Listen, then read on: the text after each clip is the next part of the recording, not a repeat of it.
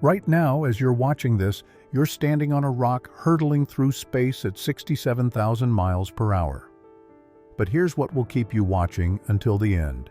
By the time this video finishes, you'll realize that everything you think you know about Earth's size is completely wrong. And I'm not talking about comparing it to Jupiter or the Sun. I'm talking about the true scale, the scale that makes Earth vanish into absolute nothingness. Let's start here, with Earth itself, your home. From where you're sitting right now, Earth feels massive, doesn't it? The continents stretch for thousands of miles. The oceans cover 71% of the surface. That's about 140 million square miles of water. Mount Everest towers nearly 30,000 feet into the sky. If you wanted to walk around the equator at a steady pace of 3 miles per hour, walking 8 hours a day, it would take you over 3 years to complete the journey. 3 years of continuous walking just to circle this planet once. To early humans, Earth wasn't just big. It was everything. It was the entire universe. The sky was a dome with lights attached to it. The ground was flat and extended forever in all directions. This made perfect sense. When you look at the horizon, Earth does look flat. The curve is too subtle to notice unless you're very high up. Earth has a diameter of about 7,926 miles at the equator. The surface area totals roughly 197 million square miles. If you wanted to visit every square mile and spent just 1 second in each location, it would take you over 6 years of continuous travel without sleeping, eating, or stopping. That's how genuinely large Earth is from a human perspective. But here's where everything changes. Let's zoom out just a little. Let's look at our nearest neighbor, the Moon. The Moon orbits Earth at an average distance of about 238,855 miles.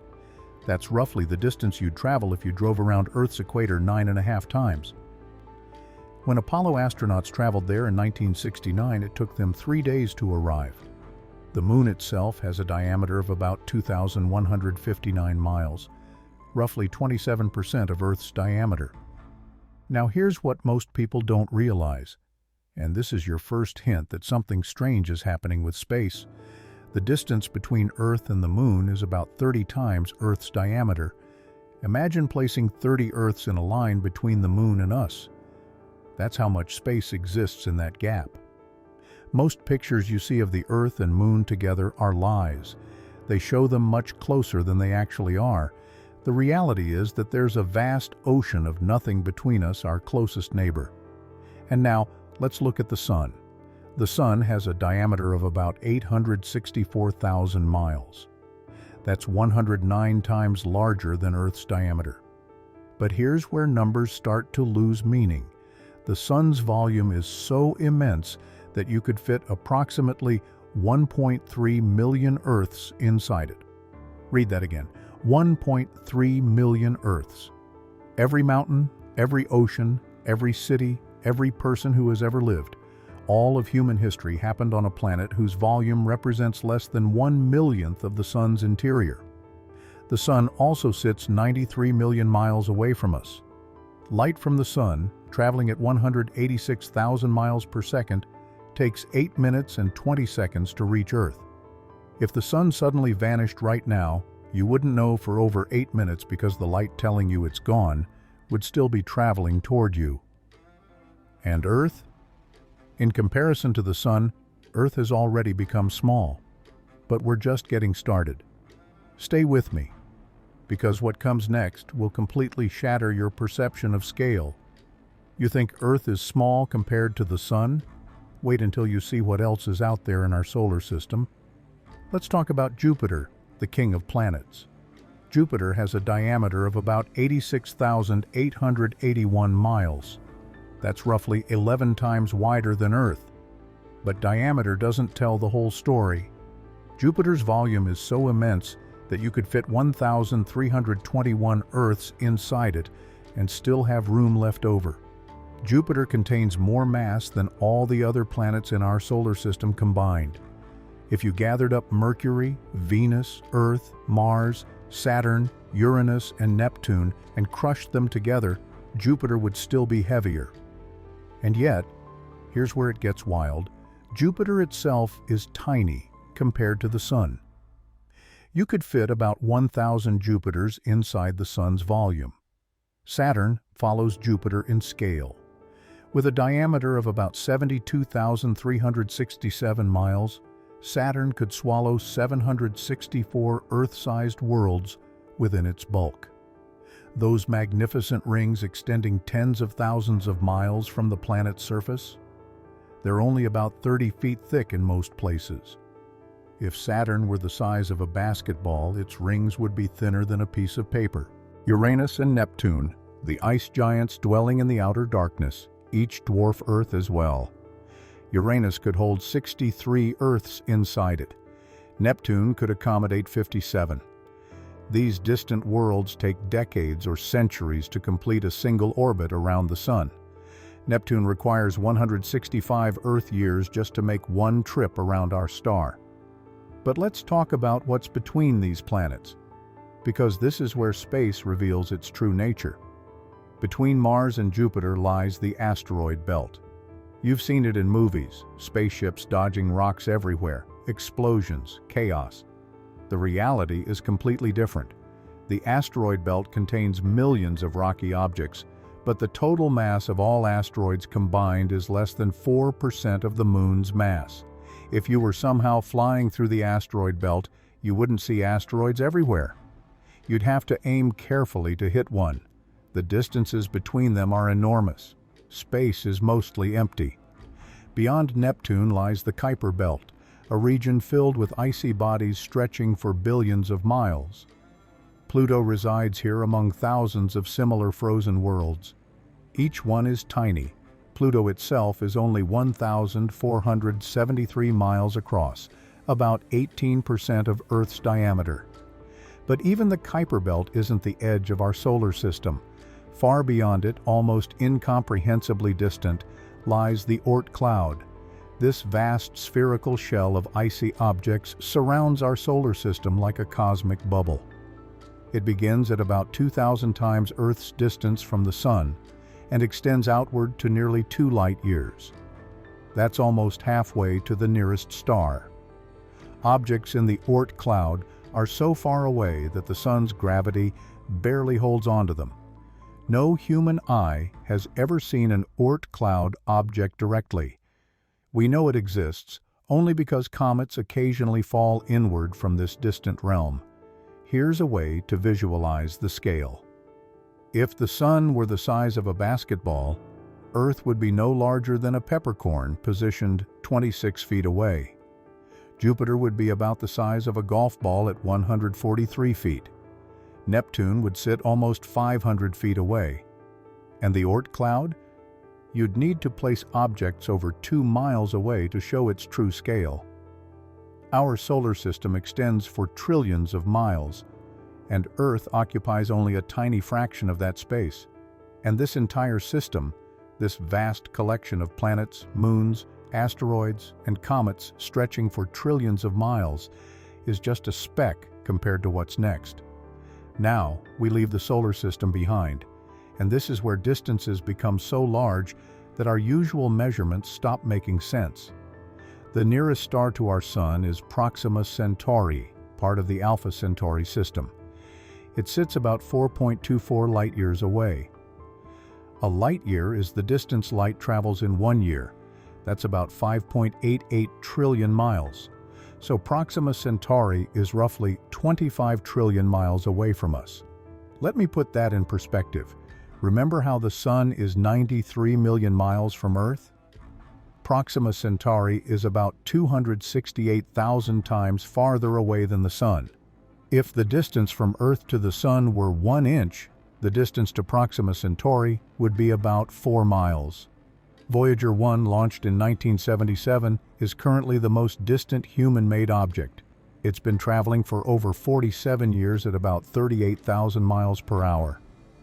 At that speed, Voyager would still need 73,000 years to reach Proxima Centauri, and it's not even headed in that direction. The distances between stars are genuinely almost incomprehensibly vast. And here's the devastating truth. Proxima Centauri is our closest neighbor.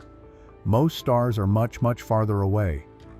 Sirius, the brightest star in our night sky, is 8.6 light-years away. Betelgeuse, the red giant in the constellation Orion, sits roughly 700 light-years from us. At these distances, Earth doesn't just shrink, it vanishes completely. If you were at Proxima Centauri looking back toward our solar system, you wouldn't be able to see Earth at all. Even with a powerful telescope, the Sun would be visible as just a bright star, but Earth would be lost in its glare. A tiny dot too close and too faint to detect. Now let's zoom out further, because all these stars, every single star you can see with your naked eye, belong to our galaxy, the Milky Way. The Milky Way is a spiral galaxy containing somewhere between 100 billion and 400 billion stars. Our Sun is just one of them. One ordinary middle-aged yellow star among hundreds of billions. The Milky Way is about 100,000 light-years across. Remember, Proxima Centauri is 4.24 light-years away. The width of our galaxy is about 24,000 times that distance. If the distance to Proxima Centauri were 1 inch, the Milky Way would be 2,000 feet across, taller than most skyscrapers. Our Sun sits about 26,000 light-years from the galactic center. We're in a minor spiral arm called the Orion Spur, about halfway out from the center. We're not in the middle of anything special. We're in the suburbs of the galaxy, in a relatively quiet region where stars aren't too densely packed. At this scale, Earth's presence becomes conceptually different. Even our entire solar system, which seemed so vast moments ago, is now just a microscopic point. The Sun, which dwarfed Earth, is now just one ordinary star among hundreds of billions. And Earth? Earth is far too small to even register. Imagine compressing our galaxy into a structure 100 feet across. Our entire solar system would measure thinner than a human hair's width, and Earth would be far, far smaller than that. At this scale, Earth wouldn't just be invisible, it would be smaller than an atom in the model. The Milky Way rotates, but not like a solid wheel. Our Sun takes about 225 million years to complete one orbit around the galactic center. The last time the Sun was at this point in its orbit, dinosaurs were just beginning to emerge on Earth. The time before that, the supercontinent Pangaea was still intact. Think about that. Earth has been around for about 20 trips around the galaxy. That's how old we are in galactic terms. But our galaxy is just the beginning. The Milky Way isn't alone in space. It has neighbors. And when you see how these neighbors are organized, your sense of scale is about to completely shatter. About 50 galaxies, including the Milky Way, form what astronomers call the local group. This is our immediate cosmic neighborhood, and the dominant member of this group is Andromeda, also called M31. Andromeda contains about 1 trillion stars. That's more than twice what the Milky Way has. It's about 220,000 light-years across, more than double the Milky Way's diameter, and it's on a collision course with us. In about 4.5 billion years, Andromeda and the Milky Way will merge into a single massive galaxy. Don't worry about the collision, though. When galaxies merge, stars are so far apart that actual collisions between stars are incredibly rare. The galaxies will pass through each other like ghosts, their gravity pulling them back together until they eventually settle into one giant elliptical galaxy. But here's what matters. Andromeda sits 2.5 million light-years away from us. The Milky Way seemed enormous at 100,000 light-years across. Now we're talking about distances of millions of light-years between galaxies. The local group spans about 10 million light-years. That sounds massive, and it is, but it's just one small collection of galaxies in something much, much larger. The local group is part of the Virgo supercluster, an enormous collection of galaxy groups and clusters spanning about 110 million light-years.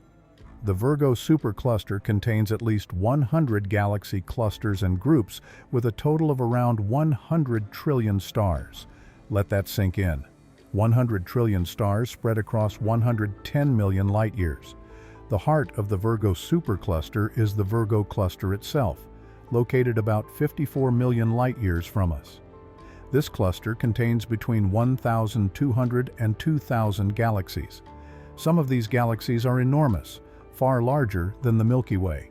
M87, a giant elliptical galaxy at the center of the Virgo cluster, contains about 1 trillion stars. M87 is also famous for being the first galaxy where we directly imaged a black hole. That black hole has a mass about 6.5 billion times the mass of our Sun. If we made a scale model where the Milky Way was the size of a coin, the Virgo supercluster would be about the size of a large city. Everything you've heard about up to this point, the Sun, the solar system, the distances between stars, the Milky Way itself, all of that would fit on a coin in this model. And Earth? Earth would be far smaller than any particle you could see with a microscope. But wait, the scale is about to break your brain. In 2014, astronomers discovered something even larger than the Virgo supercluster. They found that the Virgo supercluster is just a small part of an even more massive structure called Laniakea. The name comes from Hawaiian and means immeasurable heaven.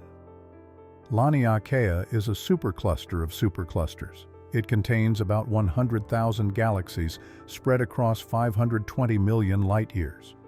All these galaxies, including our Milky Way, are slowly moving toward the center of Laniakea, pulled by the combined gravity of all that mass. The center of Laniakea, the point toward which everything is flowing, is called the Great Attractor.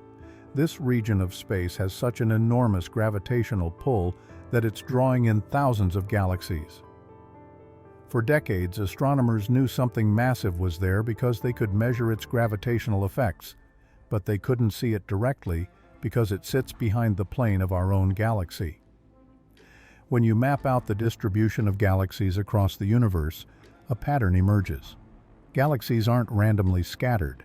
Instead, they cluster along filaments and walls, forming a cosmic web. Between these filaments are vast empty regions called voids. Laniakea is one filament in this cosmic web. There are many others. The Sloan Great Wall stretches about 1.37 billion light-years. The Hercules Corona Borealis Great Wall might be even larger, stretching about 10 billion light-years across. Between these structures are the voids. The largest known void is about 2 billion light-years across. Inside this void, there are very few galaxies. If you were somehow in the center of this void and looked out, the nearest significant galaxy clusters would be about 1 billion light-years away. These voids make up about 80% of the universe's volume. Most of the space is empty, and Earth, at the scale of the cosmic web, Earth doesn't just become invisible, it becomes inconceivable. Now we reach the ultimate scale, the edge of everything we can see. And this is where Earth truly, completely, utterly disappears. The observable universe is about 93 billion light-years in diameter. You might be wondering, if the universe is only 13.8 billion years old, shouldn't we only be able to see 13.8 billion light-years in every direction? Here's the mind-bending part. The universe has been expanding the whole time. Space itself has been stretching. A galaxy that emitted light 13 billion years ago has moved much farther away during the time its light traveled toward us, so the observable universe extends far beyond what simple math would suggest. Within this observable universe, astronomers estimate there are about 2 trillion galaxies. 2 trillion. Each contains anywhere from millions to trillions of stars. The total number of stars in the observable universe is estimated at around 200 billion trillion. If every star were represented by a grain of sand, you would need several Olympic-sized swimming pools to hold them all. And Earth? Let me be clear about this. Earth is so unimaginably small compared to the observable universe that no comparison captures it. If the observable universe were scaled down to the size of Earth, the Milky Way would shrink to smaller than a subatomic particle. And Earth itself? Earth would be so far below any measurable size that it would essentially cease to exist. You could fit so many Earths into the observable universe that the number becomes absolutely meaningless. We're talking about a difference in scale so vast that human minds simply cannot grasp it. It's not just big versus small, it's existence versus non-existence. But let me show you something that puts this all in perspective. In 1990, the Voyager 1 spacecraft had completed its primary mission and was heading out of the solar system. Astronomer Carl Sagan convinced NASA to turn Voyager's camera back toward Earth one last time and take a photograph. From 3.7 billion miles away, about 40 times the distance from Earth to the Sun, Voyager captured an image.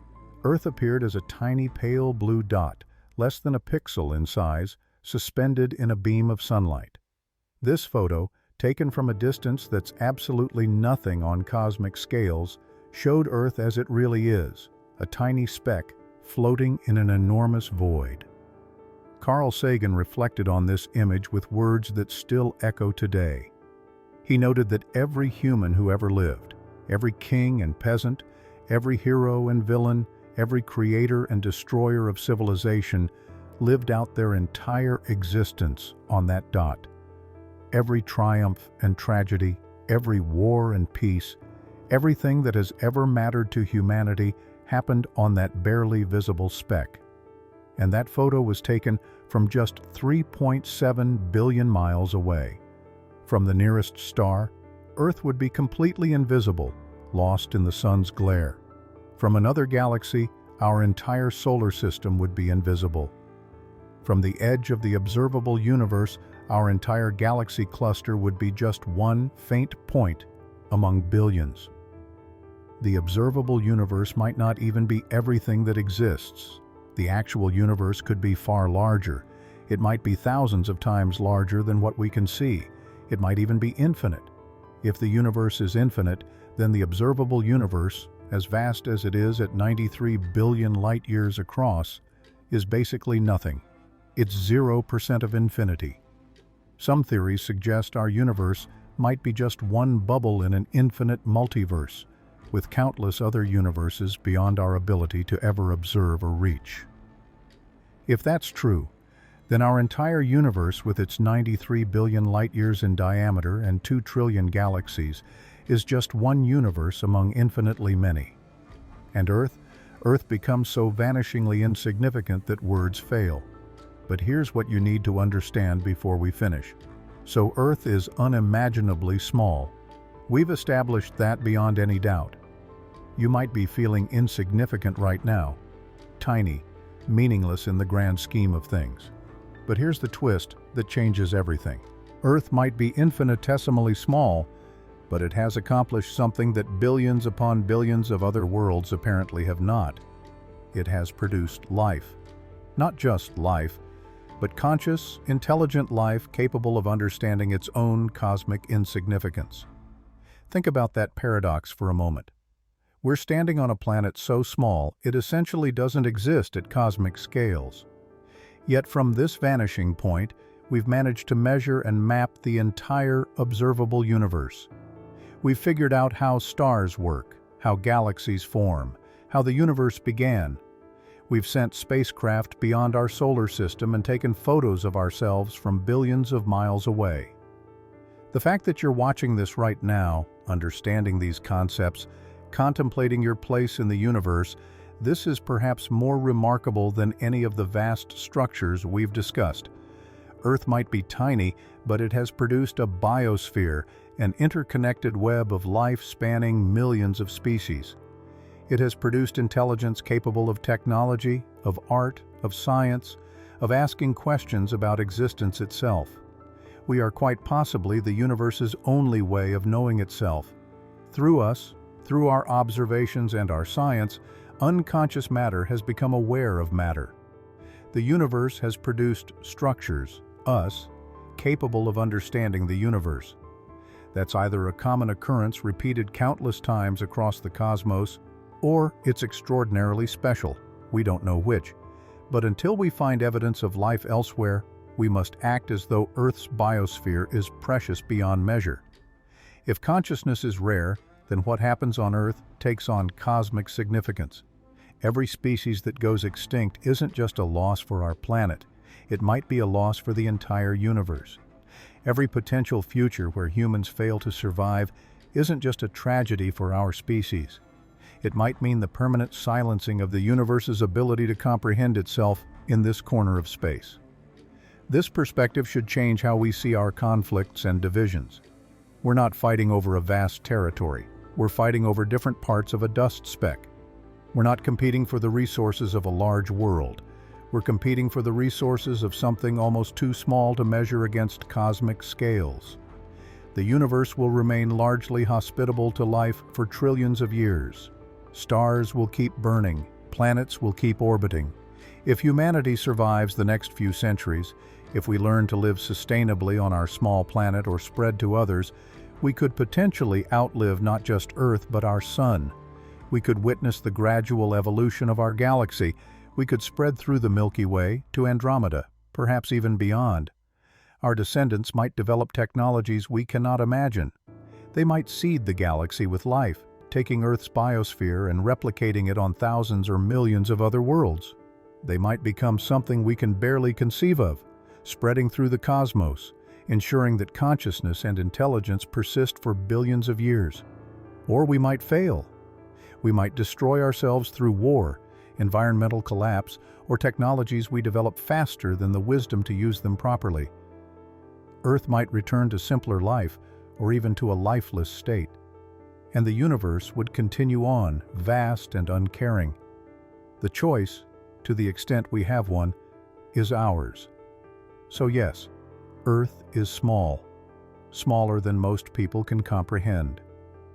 When you compare it to stars, galaxies, and the observable universe, Earth becomes so tiny that it practically disappears from view. But Earth is also home. Every thought, every emotion, every achievement in human history happened here. Earth might be tiny in the cosmic sense, but it's everything to us. And here's what makes us truly special. We can understand this. We can look out at the universe and grasp its scale.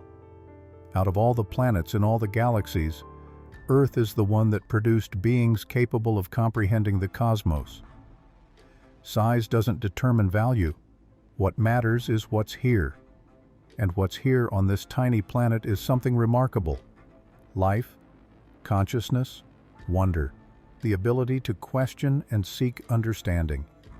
Earth is tiny, but Earth is also irreplaceable.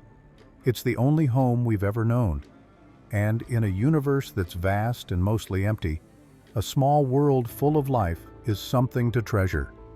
If this journey through the cosmos changed how you see Earth and your place on it, hit that like button.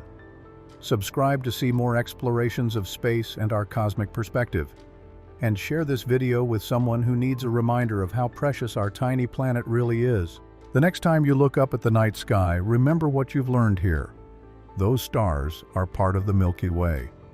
Those stars have their own planets, and our galaxy is just one of trillions scattered across an almost unimaginably vast cosmos.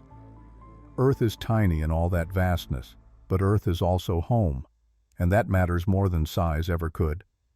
You're standing on something impossibly small and impossibly precious. Don't forget that.